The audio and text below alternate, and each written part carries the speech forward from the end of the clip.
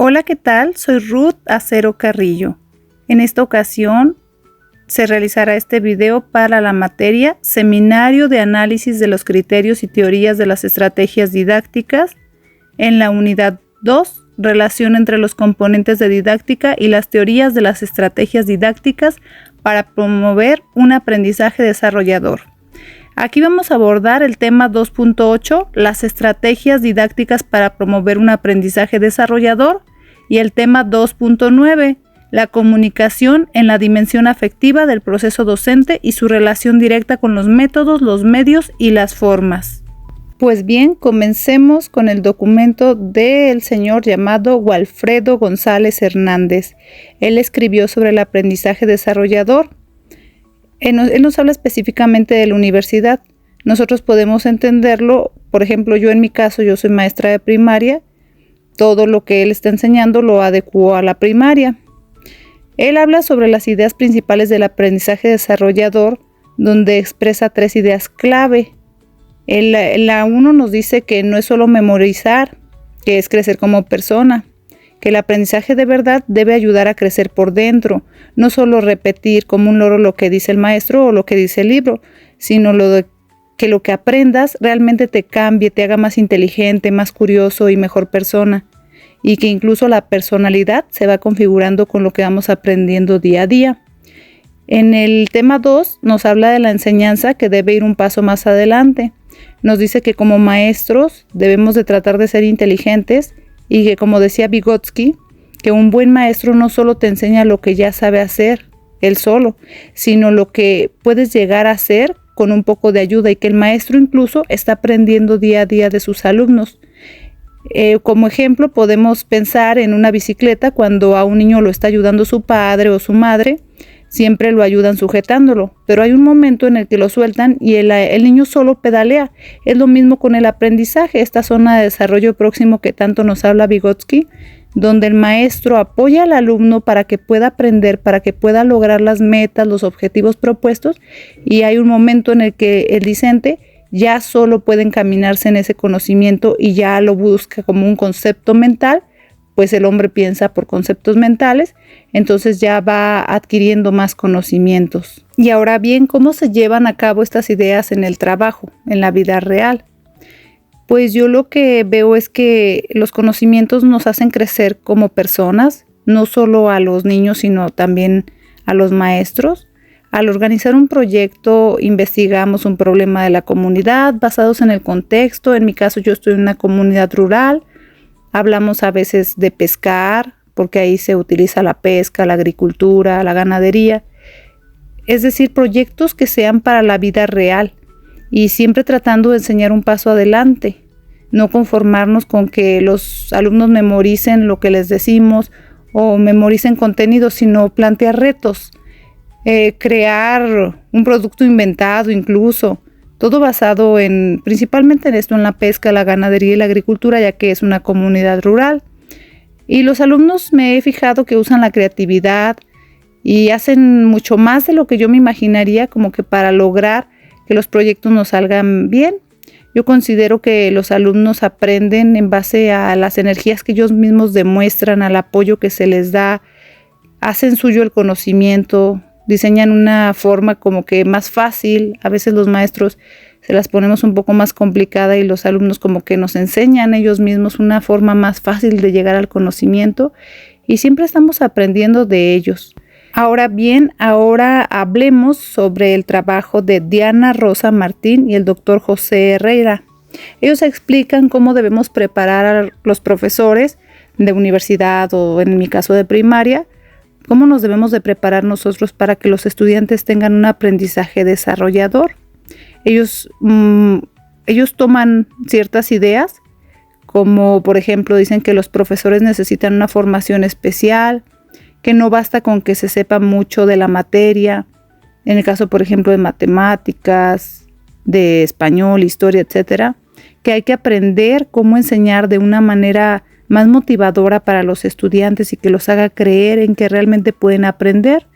También estos autores nos hablan de cambiar nuestra mentalidad como profesores, Dicen que el trabajo de un maestro no solo es transmitir y que a veces tenemos ese chip, así como que mentalmente pensamos que solo estamos para enseñar. Y hacen incluso una propuesta. Dicen que el verdadero trabajo es configurar la personalidad de los alumnos y que así les ayudemos a ser más curiosos, críticos y responsables. Es decir, que los alumnos ya no sean como en la época del tradicionalismo, sino que sean activos en su aprendizaje, conscientes de que están aprendiendo realmente y que hagan suyo el conocimiento. Nos habla también sobre que la clave está en la actividad y la comunicación y que el aprendizaje ocurre cuando los estudiantes hacen cosas realmente significativas y que les importan, cuando hay una buena comunicación y un trabajo en equipo, cuando el profesor y sus compañeros, es decir, en este caso los alumnos y los otros maestros de la escuela, se la llevan bien, porque también habla sobre el desarrollo armónico, sobre la importancia de las buenas relaciones, incluso en una parte habla sobre la ética y la moral.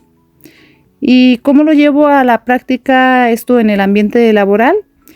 Pues yo creo que los profesores estamos formados como entrenadores, algo así. Y nosotros aplicamos nuestras ideas al trabajo y creemos que pues estamos para enseñar. Pero como lo mencioné anteriormente, también aprendemos de los alumnos. No solo somos personas que enseñan, sino que a nosotros también se nos enseña. Hablaban mucho sobre la importancia de hacer las clases más interactivas, poner juegos, debates donde los alumnos puedan expresar sus opiniones, sus ideas, respetar las opiniones de ellos, ser buenos mediadores. Incluso en una parte decía que los maestros éramos buenos haciendo monólogos, hable, hable, hable nosotros, y que había que cambiar la mentalidad de transmitir el conocimiento y hacer que el alumno fuera dueño del conocimiento en sí. Convertir el trabajo en facilitador, hacer preguntas retadoras, proponer problemas del mundo real, como en el caso en la comunidad, sobre la pesca, la agricultura, la ganadería, y que los mismos estudiantes encuentren soluciones.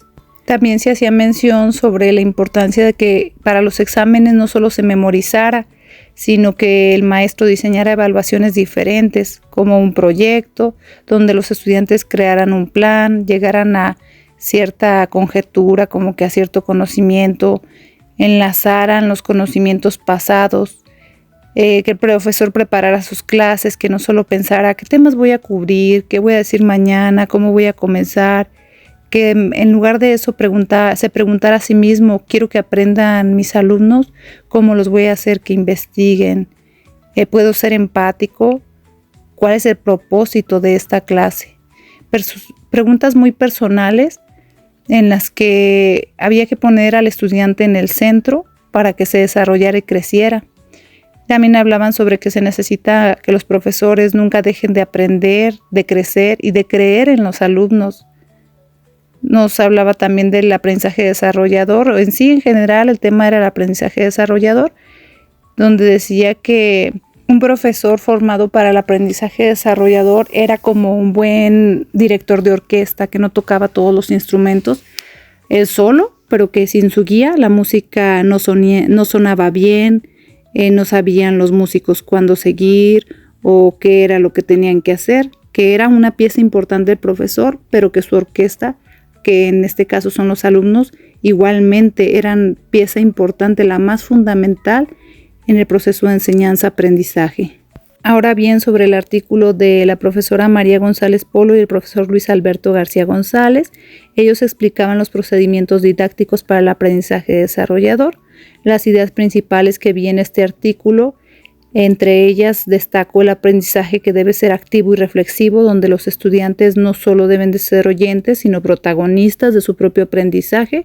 Finalmente, la nueva escuela mexicana es lo que nos enseña, que los alumnos sean guiados bajo un humanismo puro y un constructivismo.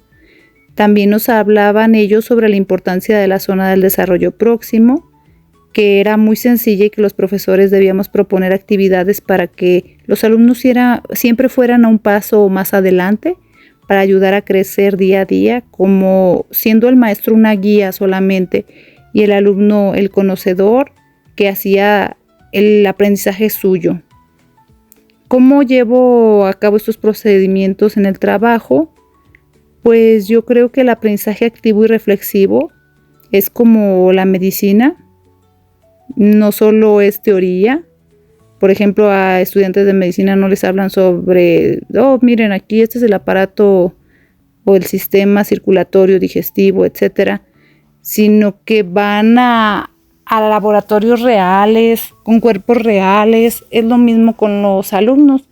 Por medio de una maqueta, de un proyecto, ellos manipulan, discuten, aprenden haciendo. La zona de desarrollo próximo nos hablaba sobre llevar a los alumnos más adelante, plantearles retos, cambiar el final de las historias, darles pistas, guiar, discutir sobre el tema, no pelear, sino dialogar. También nos hablaba sobre que en este caso no nos limitábamos solo a una fórmula o al contenido, sino que diseñábamos secuencias de actividades paso a paso para que los alumnos comprendieran, en el caso de un proyecto, por ejemplo, y que lo aplicábamos a la vida real y que así era como el conocimiento se va construyendo, y esto es cierto.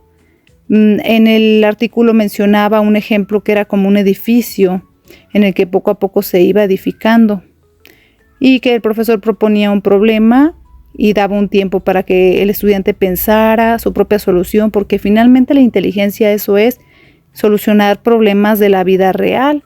Yo considero que el mensaje más importante que nos da María y el profesor Luis Alberto es que no hay una varita mágica única para enseñar, sino que el secreto era pensar diferentes procedimientos, aplicarlos, estrategias, para que el aprendizaje realmente se diera y que olvidáramos la memorización y transformáramos la forma de pensar de los estudiantes, esto para siempre, para que ellos mismos construyeran su aprendizaje y su mente fuera más brillante, más abierta. En el caso de Lourdes Sáenz Leiva, ella nos habla sobre la comunicación, explica que no solo era hablar y escuchar a la clase día a día, sino que los maestros teníamos una especie de superpoder en el que el aprendizaje realmente era mágico y transformador, y que la comunicación era la base de todo para que el aprendizaje fuera desarrollador y dejara una huella en nuestros estudiantes. También hablaba sobre el diálogo, que no debe ser un monólogo, sino un buen proceso pedagógico, que no ocurre cuando el profesor habla y los estudiantes solo escuchan, sino que están en comunicación bidireccional, los alumnos también hablan, preguntan, así es como se desarrolla la creatividad, el pensamiento crítico. Hablaba sobre que el profesor debía ser un comunicador empático, respetando las ideas de los alumnos y claro que cuando ellos se desviaran un poco del tema, los regresáramos al tema principal, al contenido que estábamos viendo. Ponernos también en los zapatos de los alumnos cuando fuimos estudiantes, recordar qué estudiantes fuimos. Nos hablaba sobre que el maestro siempre tiene la batuta, que tampoco debe de dejar que los alumnos se conviertan en el profesor, pero más bien no olvidar que debe de haber un diálogo entre pares, no solo el maestro el que esté hablando. Y en sí nos hablaba de que la comunicación era la base para que la educación realmente se diera y el aprendizaje, que había que supervisar al grupo, que había que organizar las sesiones con lluvias de ideas donde propusiéramos soluciones a los problemas, que el aprendizaje ocurría cuando se basaba en la experiencia, en las ideas de los demás. En términos generales puedo decir que el mensaje más importante de la licenciada Lourdes era que la comunicación en el aula era como el cemento que une todos los ladrillos para construir un edificio fuerte, y que si el cemento era de mala calidad, entonces la comunicación es mala, esta es la analogía, y que el edificio, que es el aprendizaje, se podía caer.